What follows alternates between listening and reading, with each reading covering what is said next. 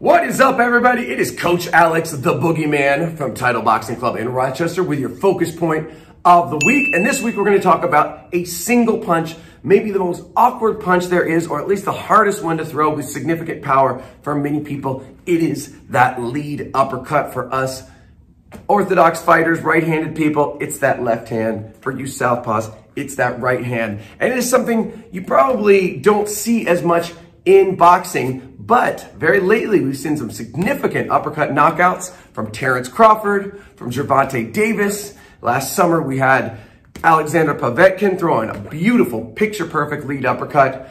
We're gonna get you throwing uppercuts like that too. So the very first thing, now usually if you're throwing an uppercut in a combination, the preceding punch will load it up. But if you're just gonna start off, you can almost think that you're gonna start with that slip to the lead side, the little turn of the shoulders and the bend of the knees. That's important. What it does is it loads the punch up, because one of the reasons it's hard to get a lot of power is there's not a lot of room to travel. It's a quick, short punch.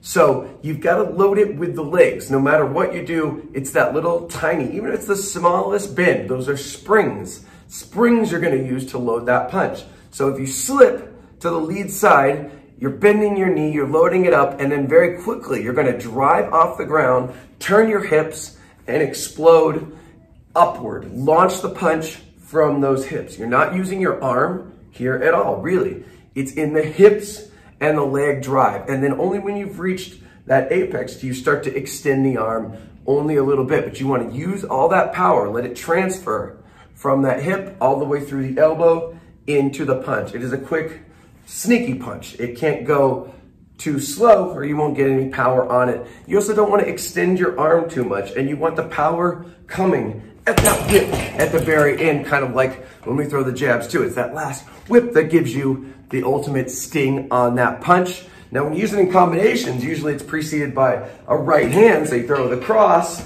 that loads it up already. You're kind of already in that loaded position to throw that lead uppercut.